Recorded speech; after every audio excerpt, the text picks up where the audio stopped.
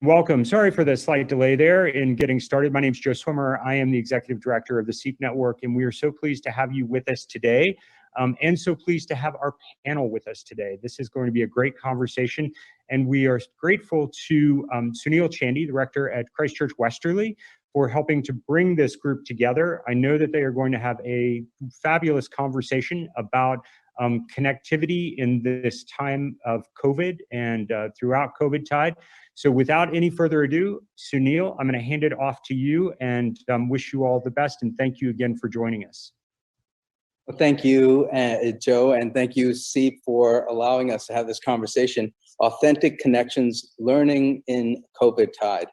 I remember when I first had the conversation about this workshop with Joe, and it was in early July, and Christ Church had just joined CEEP. And we spoke about how Christ Church was connecting with our parishioners through the pandemic and how our efforts have been reaching more people than we had ever imagined.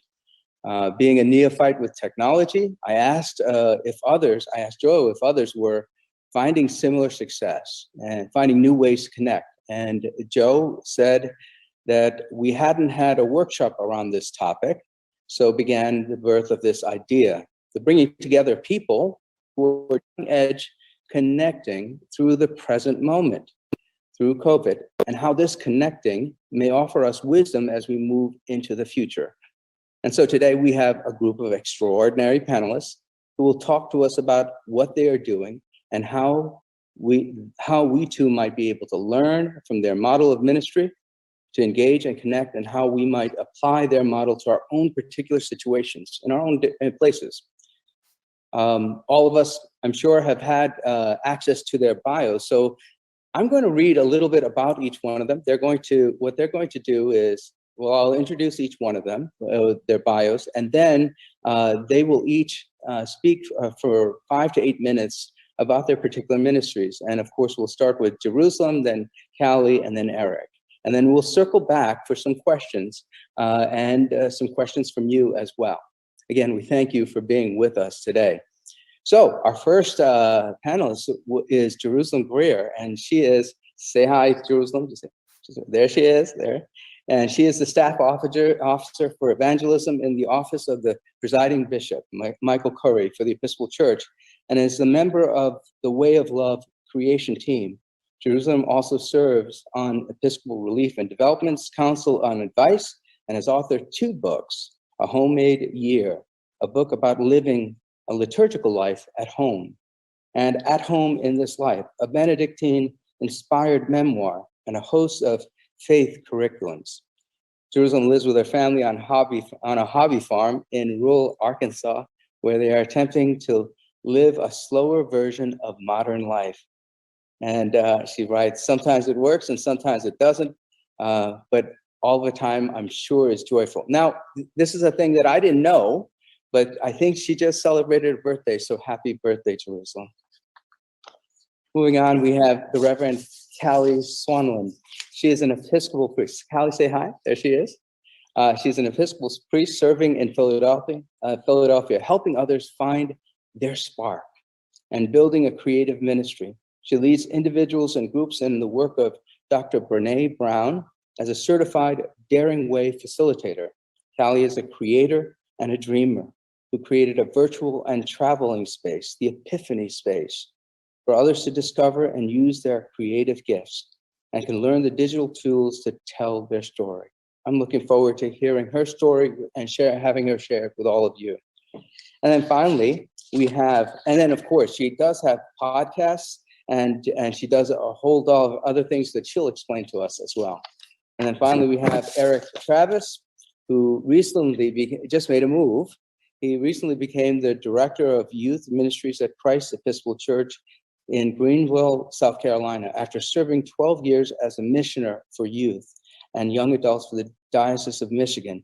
He has worked in the Episcopal Church as a lay youth and young adult minister for the past 31 years, serving in both parish and diocesan positions.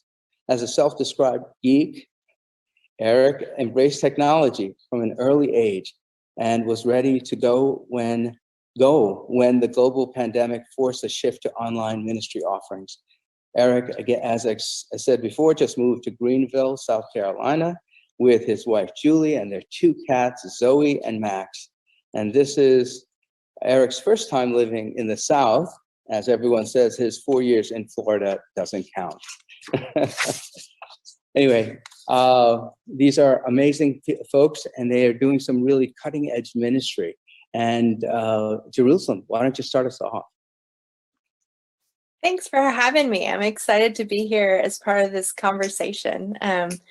Thanks to everyone who is with us today. But Father Sunil, you put us up there cutting edge. I mean, now I feel like I'm sweating, right? Like, but I think like my co-panelist and a lot of people out there, even at the church-wide level, we had to do a lot of, the word of 2020, right? Pivoting and shifting, and especially around areas of evangelism, which is such an in-person rich sort of ministry, really had to start looking at where were the needs of the church. There's always a temptation of what's the fun, cool stuff we want to do. But in addition to the fun, cool stuff that we think is fun and cool, where were the actual needs? What was actually needed by congregations and lay people and clergy on the ground who were really doing the work day to day of how to pastor and lead and care for people during just all of the wildness that 2020 wrought. So there were a few things that we've done. We have done a couple of different things. One of the ones we kind of immediately worked on is how to help people make their online presence as inviting and welcoming and nourishing and communal as possible. It's such a temptation, with online things to just watch church. And so we developed a training called Welcoming and Belonging in the Digital Sphere, which we offered and still offer. I feel like maybe people are beyond that now, but if that's still a question you have, it's just a little training about how to take some of the things that we know to be true about when we're in person and how to do them online well. Things like learning to look at our Facebook chat, if we're on Facebook with our service, to not just abandon the chat, right? To have digital greeters, people in the chat who are welcoming and engaging with people, because it's a different format. We might not talk to each other during church in person. We might not want to be like whispering, this is what's going on, and here's a link to such and such to the person in the pew next to us. But it's a different engagement style when you're online, and it really does help to have those sorts of things in the chat. So we did that. Marcus Haley, who is a minister in Connecticut now, and he's a chaplain at a college now. We started an online talk show, kind of similar. We were really inspired by what you were doing with Food for Thought, Sunil, and called Tell Me Something Good, because we really felt like there were so many things and rightfully so, there were all these hard things that we were all talking about and sharing and commiserating on, but also there were some really beautiful, amazing things being birthed. And so there's 2 seasons of that show where we just invite people from all over the church doing all sorts of unique ministries to come on and tell us what's good, right? Like, what is blossoming? Where is the good news? And as an evangelist, that's very important. So where's the good news happening in their ministry context, and what advice would they give to other people who were looking at that? And then we started the evangelism huddle, which is once a month on Wednesdays, the 3rd Wednesday of every month at noon. And we just we come together and we have a mentor, so around a different topic each month. We don't call them experts because we're all learners, and so we call them mentors, and they just come and share. It's kind of like a bring your lunch, it happens at noon, super casual. The participants talk as much as the presenters, and just kind of around those real niche questions around ministry, right? So we've done Latino ministry in a predominantly white space, and had Samuel Bourbon and Anthony Guillen from the church-wide office come in and answer our hard questions. I mean, and I went first. I was like, okay, I'm a white person. and I want to do things really authentically. And so modeling those questions and how, we've done what is music that makes community with evangelism. We've done asset map work with evangelism. We're about to do small group ministry, and really our elders, like working with our elders to do evangelism and story sharing, and what do our older generations really need from us, and how can we really engage them and their wealth of wisdom and story in the work of evangelism. So those are just three of the ones that come off the top of my head. So there you go. Wow. Callie. Hello, I'm so grateful to be part of this group. I'm grateful for the invitation from Sunil and from Joe, and I'm excited to learn from everyone here today too. I think in some ways, pre-pandemic, I was already comfortable in the digital realm. I had, a few years ago, I had created the How-To Eucharist, the digital instructed Eucharist, as a digital tool for formation and evangelism, because I knew that while there was a lot of rich work being done in our pews, there were lots of people who maybe weren't even entering the doors of a church. They were trying to figure out what the Episcopal Church was all about or what to expect there. And then there were plenty of people in churches that might not have had the resources or the leadership or the energy to do some in-depth adult formation or confirmation prep.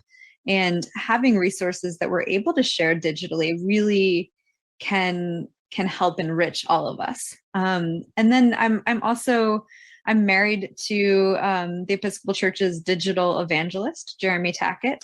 So he literally has digital in his title, Jerusalem's co-worker, Jeremy. And so we have a room in our house that has all sorts of equipment, cameras and microphones and, podcasting gear and all of these things. And so in some ways, we were really well prepared for this time. In other ways, a large part of my ministry is about gathering people. I do a lot of leading retreats. Prior to the pandemic, I was working on building a physical brick and mortar space here in Philadelphia called the Epiphany Space, where people's dreams come to life from start to finish. And so it was going to be space where people could come and work with me in the work I lead in what I call finding your spark, vocational discernment. So figuring out what your dream is, and then having access to the video and audio recording equipment so that you could build and tell parts of your dream, and coming back to share the completed product. And it became very clear once March 2020 hit that that maybe a brick and mortar, not having a brick and mortar place was really a blessing. I was really grateful to not have had to shut something down. And instead, I've been seeking the ways that I can provide that work of vocational discernment to people, online, virtually, but also as I move around the country, taking the Epiphany Space as a traveling space, taking with me the workshops and the ways to help people be more comfortable with audio and video equipment, being able to tell their story in ways that that surpass just what you can do just in the room. But I think my biggest challenge was that in leading retreats, there's a big component of trust and vulnerability that happens through being able to be together in the flesh. And I didn't know what what retreats might look like during this time. And I had certainly seen in early pandemic, people jumping on things like webinars and whatnot. But it was actually Jerusalem who I sat down with, and I said, I want to figure out an embodied way of coming together and having retreats together. And she's always one of my favorite people to brainstorm with. Soon we were going back and forth with ideas, and she said, what if you're in a beautiful place or out in the woods, and you've got this beautiful backdrop, and that helps people enter in even if they're at their home. And I said, oh, how about we take it one step further, and this is how the BYO cabin retreat was born. Bring your own cabin. And so my first COVID retreat last fall was with several individuals who had found a spare room in their house, or an Airbnb, or a retreat center that they could be in, and sort of disconnect from the way that we were engaging in business meetings and webinars and other things, and reorient toward retreat, getting away, making space, finding time to connect with yourself, with God, and with one another. And so I've continued to offer retreats during this time, and I've learned something new each time about how to help people set their space. You may see that I have a candle burning in the background. How do we set our spaces to create sacred space where we are, even if we can't join in sacred space together? So it's been an exciting challenge. It's been one that I've loved to learn from what others are doing out there.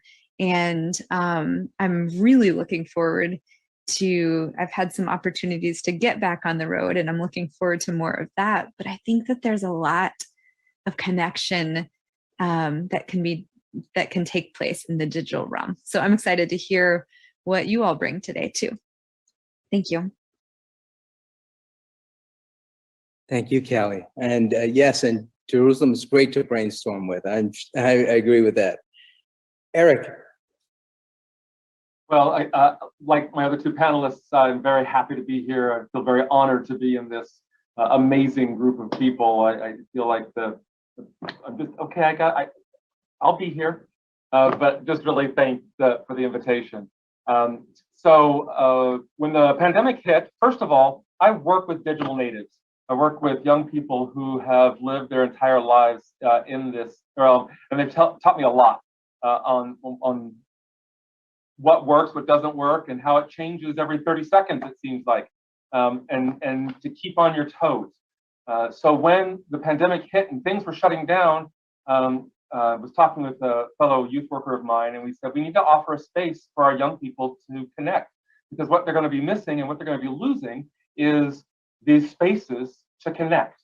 And when they go online, it's going to be for school. And what do we offer in addition to that?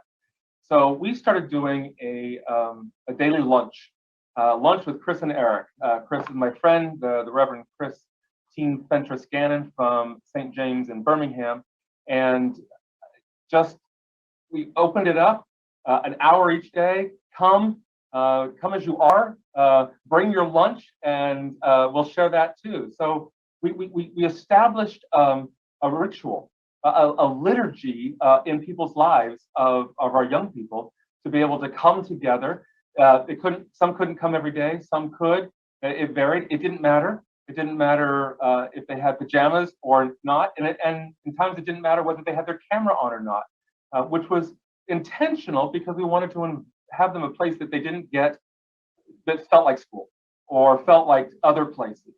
Heard a lot of people that were talking about how burned out our kids were from being online. And I would push back and say, I think they're fatigued by the expectations placed upon them by others. But being online is not fatiguing or burning out for our young people, but it does need to be in ways that they are used to engaging. When we force it upon them to do it, well, we've got to do it. We have to have our perfect hair and our perfect backgrounds and all of that. it is fatiguing. It's fatiguing on adults. So we found ways that we could offer a way to connect with each other and continue to connect. And we did silly things. I mean, we played games. You can play games off of the Zoom app itself, but also the Jackpot games and Kahoot, and you can do children's. We even did a virtual escape room together, and just ways of coming together and working together within the parameters of a Zoom environment, which to me is no different than going into a church and finding how its rooms are set up, for doing a diocesan event. You make do and you adapt with the materials you have. And so we can do that with our digital world. We offered, not only during this time of this lunch of games, but we incorporated the physical. So we would play a game on Tuesday, and it would be a competition game, and someone would win. We understood that. But that winner had pizza delivered to them on Friday, right before our lunch. And so they were able to have lunch with us, with their pizza, and really excited. It was given to them. It was physical. It was interesting to find, which pizza places delivered to their houses and all of that. But this hybrid, and it really is hybrid, all of this is hybrid, is not just focusing on one area, but how do we involve the digital and the in real life, IRL, as us oldsters would say. But how do we incorporate that? How do we invite people and listen to them about what their needs are? We had some young people that really had needs to, this is really tough and I want to talk about this. So we had a series called Faith in an Anxious World. And how does that play into what we're dealing with? I mean, we saw statistically increases of suicide attempts and cases of abuse because there were people that were at home, stayed at home, they were not going elsewhere. So how do we reach out to them and let them know that even though the world may feel like it's shutting down, their church is not shut. And it really wasn't social distancing, it was physical distancing, but that the social aspect of what church is about, the community aspect, was strong and was there for them. And I gotta say, anything that we did with young people is stuff that you can do with people of any age, my friends. Let's not forget that our adults need to play too. Well, thank you, Eric. That's great, and I love that. And it is. We do like to play too. I'd like to also share with you my experience in online ministry too. I think it's and I have to also. I'm grateful for Jerusalem for her mentorship. At the very beginning of all of this, I started to think about what to do, and I always brainstormed with Jerusalem. So I want to thank you ahead of this, Jerusalem. But I remember it was in the middle of March when our bishop Nick Nislow recommended that we lock down our churches on Sunday. I mean, you all remember it too, I'm sure. And I remember that first Sunday, March 15, 2020, closing down the church. And we still did Eucharist, but with a skeleton crew with Mass on. And the following Palm and Easter Sundays were done from my living room at home and in the gazebo in the backyard. And so it was a disorienting time for me, and I know it was disorienting for my congregation members and for all of our church members, I think, in the Episcopal Church and outside the Episcopal Church. But that weekend, that's when in that feeling of disorientation, that's when the warden suggested that I go on to Facebook every day and give an encouraging thought to my congregation members. And so I thought, okay, I can't do anything else. I can't go back into the church office. But what we thought was that we could connect with them wherever they were on the internet.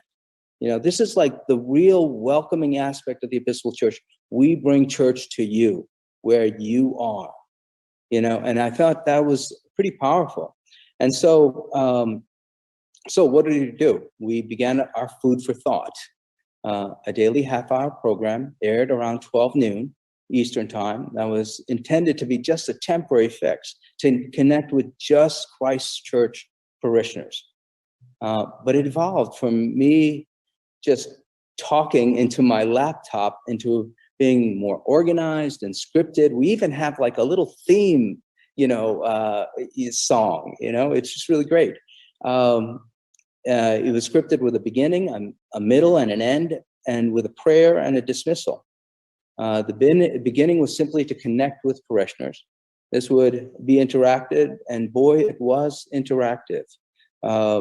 I also gave a thought of the day, a food for thought, and then the middle portion was an interview with thought leaders from the community. And I thought just our people just right at Christ Church. But then we started having access to people like Jerusalem and our bishop, and then their bishops, their friends wanted to be on. And so we invited other bishops, and then a former presiding bishop. We had national church leaders, and then state and local government leaders. We've had the governor on, the lieutenant governor on. They all wanted to share their wisdom, which was really pretty powerful. And so we've had, like I said, bishops, lay people, senators, governors, parishioners, staff, priests, and business people, and the list goes on. And these thought leaders just knew that we were all going through this really difficult time, and they were going through a difficult time, right? And they just knew that we needed to share wisdom. And then we also, I think one of the key things about this show was that we started to say, the wisdom that we learn here is not just applicable to COVID. We assume that COVID is going to be finished. One day, it'll be done.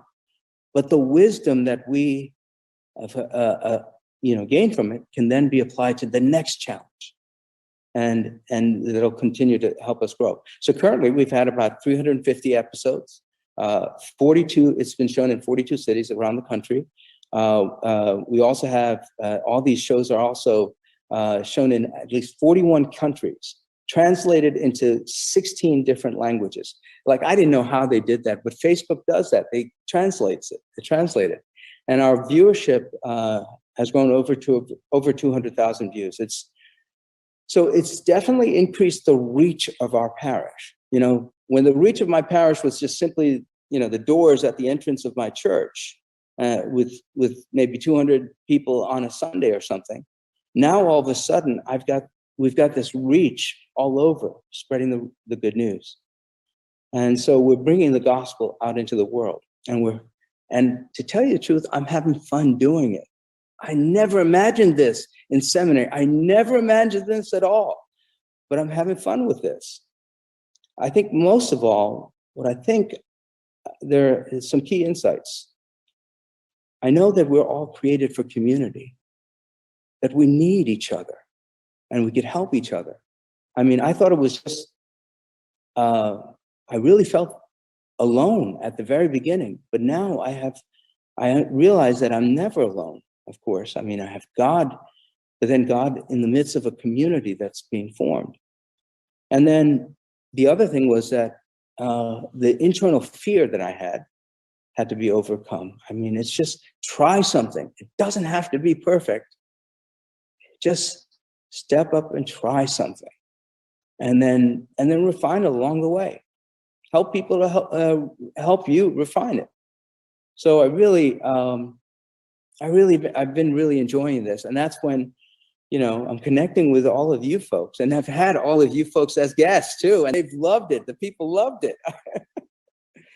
And so that's why we're here. And so let's circle back, and let's all go off of the mic a little bit, and just so I have one of the question I have is that I think it's important for people to think about is, when they think about going off of having COVID finished, and then they imagine that people will go back to normal, and normal being church services on Sunday.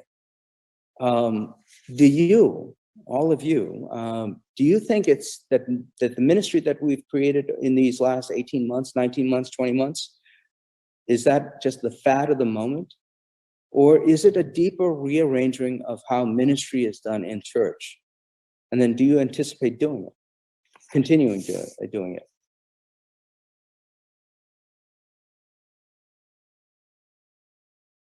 Want us just to jump in? Yeah, just jump in. I think it's here to stay. I think hybrid is here. I think Eric can probably speak to a lot of this just with our younger people. You know, they are digital natives. They're not going to leave it behind.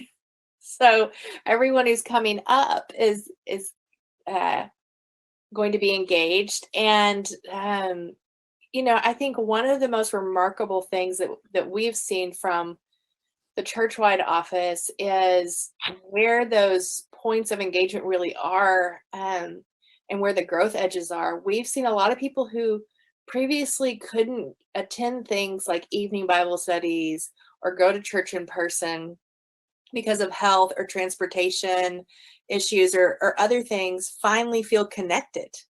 And so to suddenly take that away from them and abandon them, right? I mean, I would think that it feels to me like abandonment. I actually heard from somebody last week who said, we have been attending this church online and they just stopped. And they're like, and now, you know, we have to start over again. And that it hurt. Like I hurt for them. I really hoped it wasn't an Episcopal church that did that, because I just think we have a responsibility to the people who, even if it's just 3 of them, right? We have just as much a responsibility to those people if we're their point of contact for worship and community. So I don't think it's going away. I think how it's going to continue to look is going to morph and change. And, you know, so yeah, I'm going to let my amazing panelists jump in and add their thought. Yeah, I mean, I think that we would be folly to view this as a stopgap. I think that it's important. I won't repeat everything Jerusalem just said. I can just say ditto to most of that, but I think it's important. There were,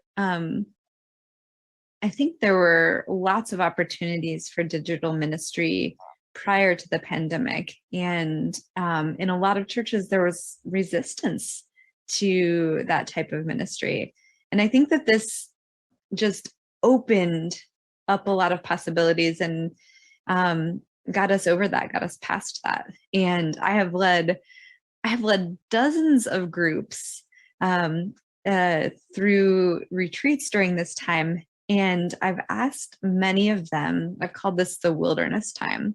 And I've asked many of them what they want to leave in the wilderness. And I half expected people to say, I want to throw that Zoom machine away. Like, I don't want to ever have to do a Zoom meeting again.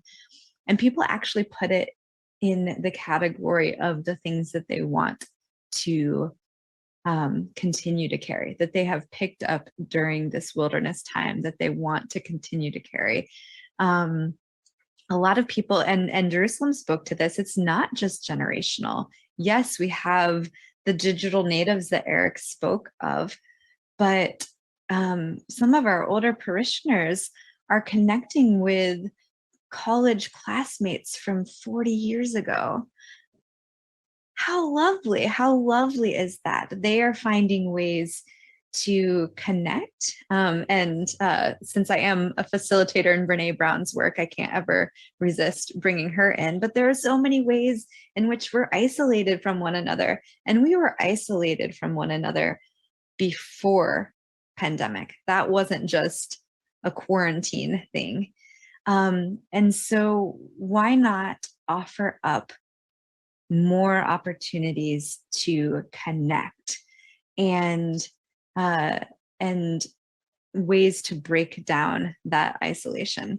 My last little soapbox with that is that we're all people who are prone to comparison. And the thing that we have to be careful of is that as we move deeper and deeper into the digital realm, comparison is even riskier. We are more likely to compare because we very much curate some of the things that we put out online. And so it's important to check in with people, to check in on stories that we're making up. It seems like all the other churches have it together. It seems like all the other children's ministers are doing all this fancy programming right now, and I'm the only weary one. Those are not likely the truth. And so it's really important to check in and not fall into the trap of comparison. Yeah, excellent. Thank you, Kelly. Eric? Ditto, agree. And what I want to say is that this time that we had that started in March of 2020 it is a change in the way the world was reacting and dealing with things. I think back to, it took a while, but the Gutenberg press and how it changed the world that technology, that change affected. It took a little bit longer. Here we had this entire world having to move from one that we were used to one that we were not, and in the parts of our lives that were separated from that. And I think that we have learned, hopefully, ways and ways this has enhanced our ways of connection. I like not having to commute as much. I really hated having to put shoes back on, some of these sort of things. And when I talk about our young people, their lives are already busy as it is. And as sports and things as we get back into it, they're actually missing out on the other connections. And usually what that ends up getting taken off the list are their faith formation opportunities. So being able to offer faith formation in additional ways that they can connect. So why not have in person and via Zoom? And I was actually doing that, and I'm not bragging, I got it from other people, but doing that beforehand because of such busy lives. So why not, Zoom people in so that they can participate and be a part of planning and what's going on. It's just, I'll tell you, it's harder. It is harder on the leaders to figure it out. Yet, aren't we in this job because it's not because it's easy or because we're going to make a lot of money, I don't think, but we're in it to praise God and because we're called to do it.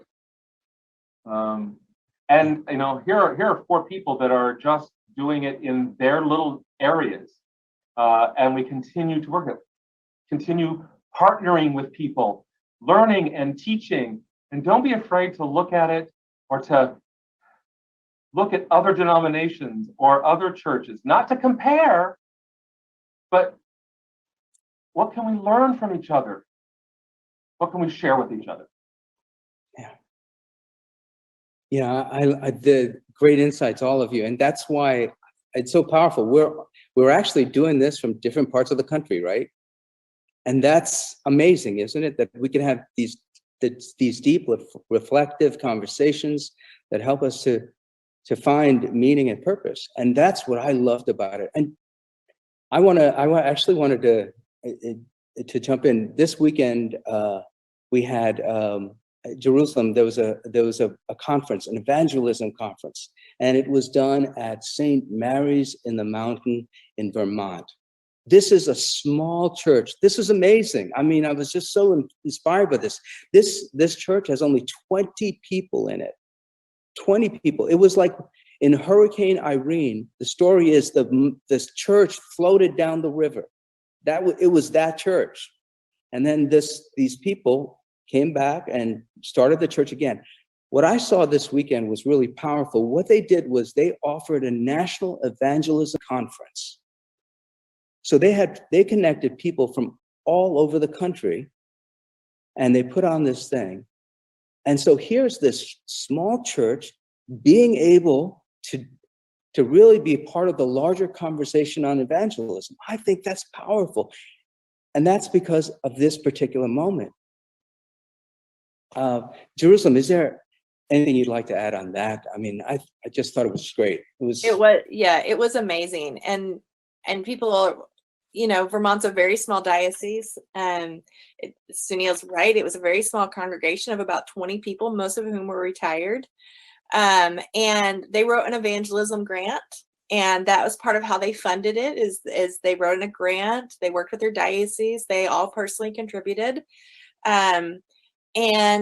And then they showed up and did the work. And what I love the most about what they did was they didn't say, well, we don't know how to do X, so we just won't do it at all. Or we can't afford to buy all the equipment it would take. Because this was a truly hybrid event. And I got to be there in person. It was amazing.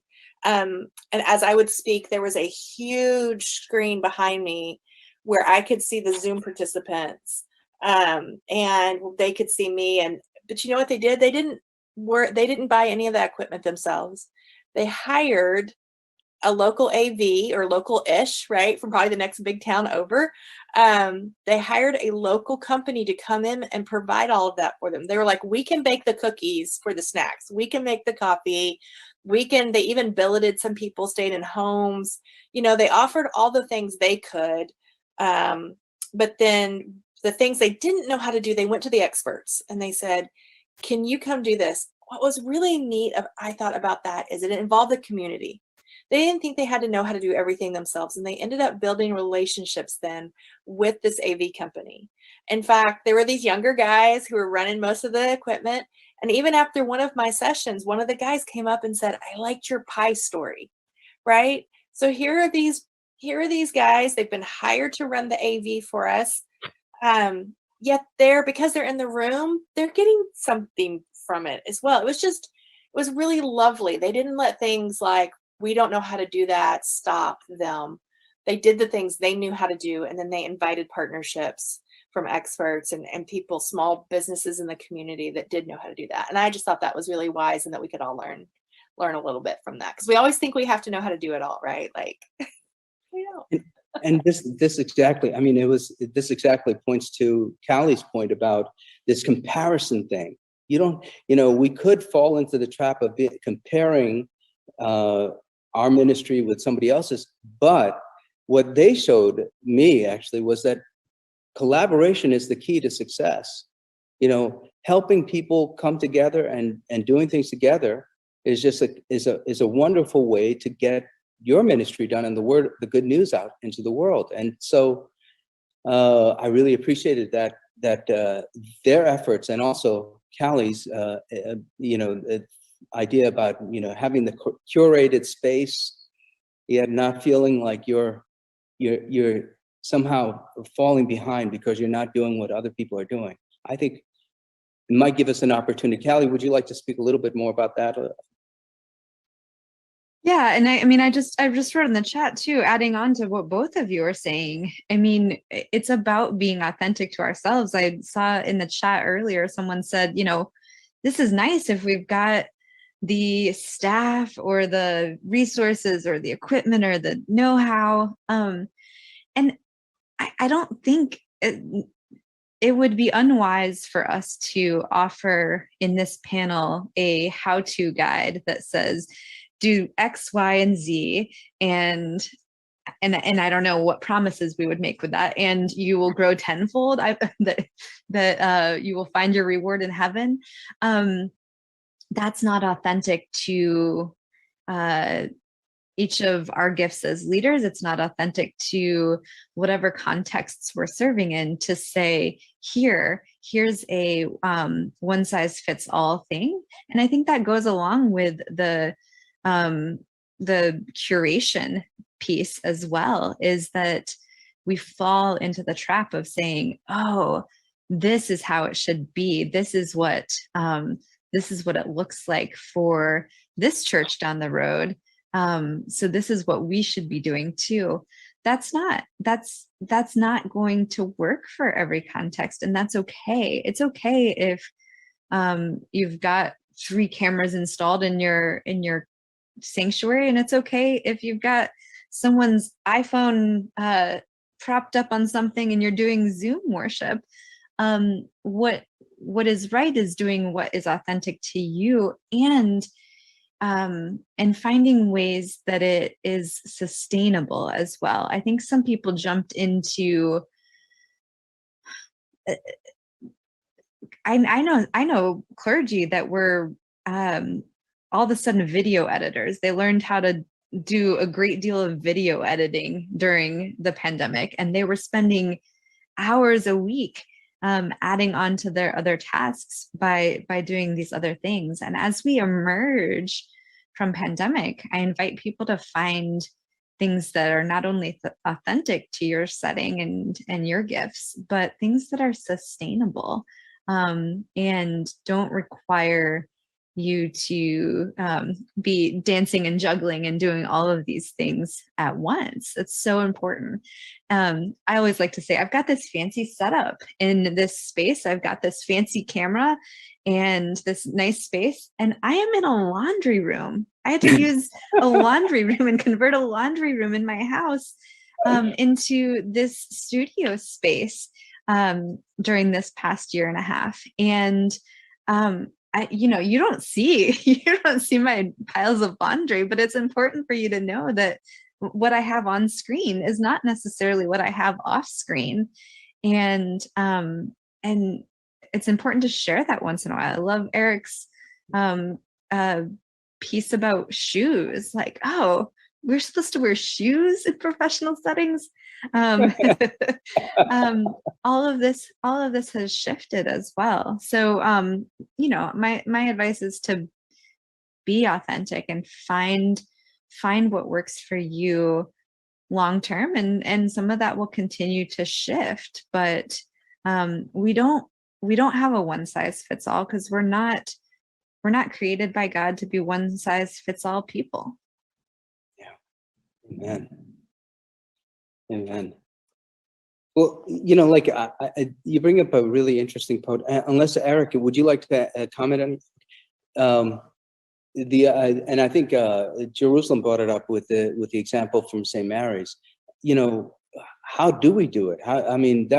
That's I think the block or the obstacle, I think, and the fear.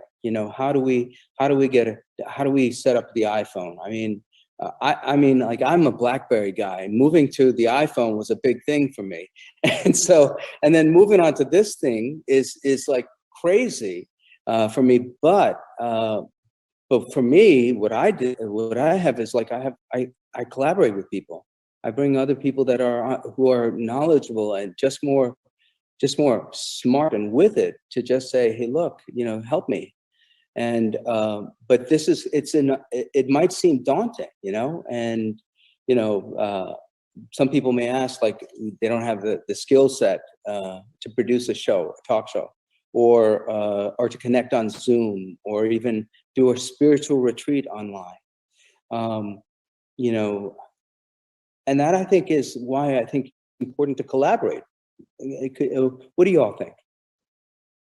I'm going to jump in, because I see this, and also with our young people, this is a form of asset-based community development. Is that we go in and we talk with people. What are the assets that we have among our people? You've got young people who can teach how to use an iPhone. You got and setting up. I helped set up my parents' VCR. We continue to grow with what we know and what we learn. But what are the assets that we have? What are the people out there that's already part of their passion? Finding what's there in the community. And so what if you don't have a 4K video and camera and all of those things? Technology is a whole lot better now than it was when I was a kid. Yeah. I didn't have cell phones when I was a kid. And you have people that are already doing them. Reach out to them, invite them into the conversation. Yeah. Use the assets that you have and do what you can do now. Yeah. I love that. It's Eric, you're saying, let's not wait till we have everything in place. Let's start engaging in something, doing something, because we are doing the something we do connects with people. And that's what we're trying to do, is that all of this technology and stuff is just a tool to help us connect. And that we're trying to connect. There was someone who wrote in the chat in the very beginning, is anyone else concerned that some of our members will never return to the pews? Yeah, I'm concerned. I'm concerned that we have people that don't feel connected. So what are we doing? And I also look at it, are we producing a TV show that is one way? Or are we breaking that fourth wall and connecting and using it to make us connect? Yeah. Kelly, I think you had said you needed to, you were saying. Oh, no, I'm inspired by what Eric was saying. And there's, you know, there are some things that I was so worried people would be just stuck in the mindset of, this isn't familiar, this isn't what we did before, that they wouldn't be able to see the value in something new. And last year we did 2 churches in Philadelphia, 1 church in New Jersey, and 1 church in North Carolina came together to do a digital Christmas pageant. And, you know, everyone sent in their home videos, and shout out to Michelle Bullock in North Carolina, who spent countless hours putting it all together and editing it. But I thought, oh gosh, our parishioners are going to be sad that they don't have their beloved Christmas pageant. And it was the most tender and beautiful thing. I got more comments on that Christmas pageant than I've gotten on my preaching in the last 3 years combined. They were so excited by this new thing. And so I think sometimes also we fear that the new thing is going to be resisted before we even put it out there. But that collaboration, Sunil, being able to work to combine 4 churches to do this, it's not something that the little church that I serve part-time could have put together on their own. But that didn't detract from it. That actually made it stronger to be able to combine forces. And I'm still thinking about the pizza, Eric. I think that's a powerful example of how do we get creative? How do we be in one another's homes, even if we're not physically in each other's homes? How do we church is a highly embodied experience. And so how do we convey that embodiment? And I think that's one of the, I find it exciting, challenges of this time. You know, we're coming up to almost like, it's almost 5 more minutes before we have to end, but I did want to ask you, do you enjoy what you're doing? Where do you find joy in it? I think this might actually help those who might be on the edges, who might think about trying it, maybe to try something. So any one of you, do you enjoy what you're doing? Yeah, I do enjoy. I mean, I'll tell you the truth. I'm one of the people who I probably enjoy in person more. I'm not going to pretend that that's not true, because I just love to be with people. But it has been really beautiful, and I really enjoy getting to see people be brave and be freed up to try things. And one of the things I have a friend who, she wrote a book in it called Share Your Stuff, I'll Go First. And her idea was, we can't ask authenticity of other people if we won't do it first. And so I think one of the things as leaders in the church that we can help do in our digital spaces is laugh when we make mistakes. Share about being in the laundry room. Like, I have a dog on my lap right now that I've been trying to keep out of frame because she'll just be like all up in everyone's business. If not, and try things and tell people to be comfortable, right? Encourage people not to sit for worship where they sit for their work, right? Try to move to a different space. And you don't, there's sometimes I'm on something, I'm like, if people need to turn off their cameras, because you don't have to sit like this and stare intently at me the whole time. Like, like sit on the floor and sit crisscross applesauce and go get your noodles and eat your noodles. And how would we actually be in each other's homes? Like if we were having small groups or Bible studies at a coffee shop or in our homes, how would we be sitting? How would we be dressed?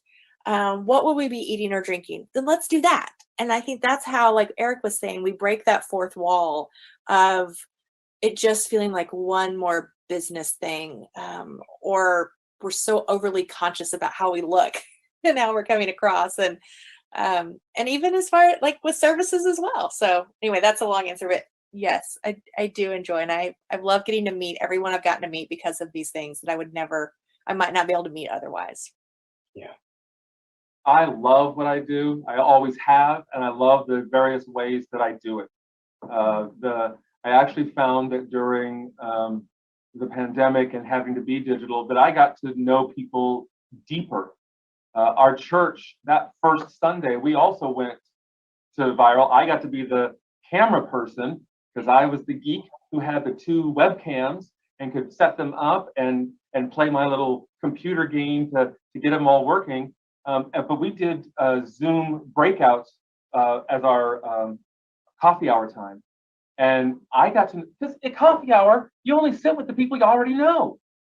We randomly selected them to go into different groups, into different rooms, and even gave them starter questions. So it wasn't just always the same person. And I got to know people in my community better than I ever did before, and that sharing. And so, and anytime I can hear about someone who is loving life or even struggling with life and reaching out for help, I think that's what evangelism is about, is to be able to say, I'm there with you. And let me tell you about a friend named Jesus. Amen. Amen. Eric. Callie, what about you? Just a final word on joy.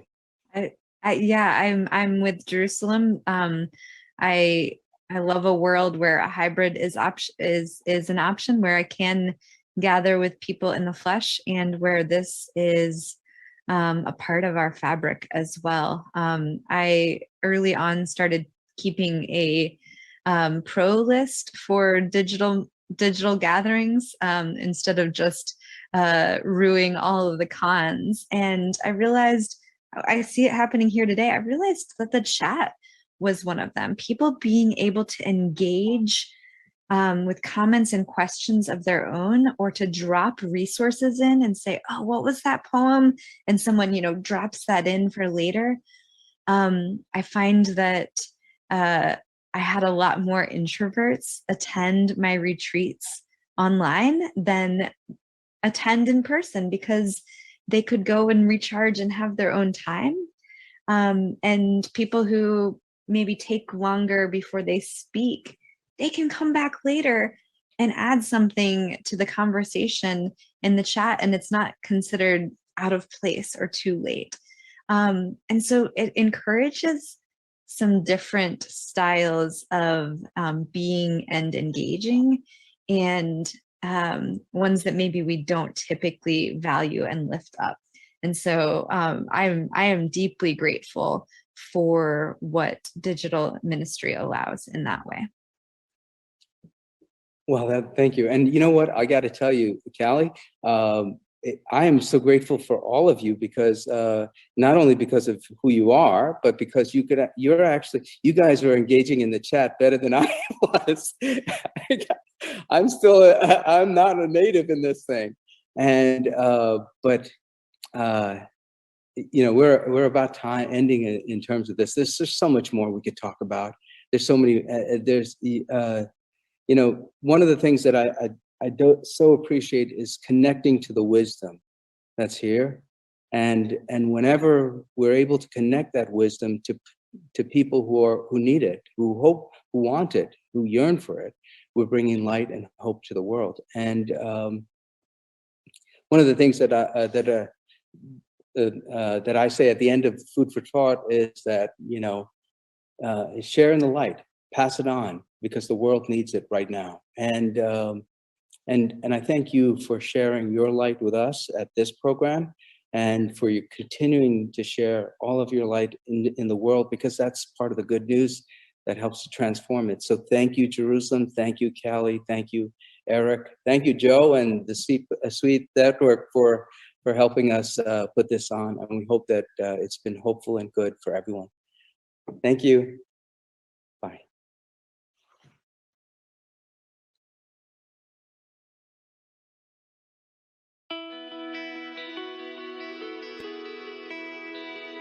Thanks for watching. Did you know that you can join Christ Church from anywhere in the world? If you're feeling connected to what we're doing, email us today at communicate@christchurchwesterly.org.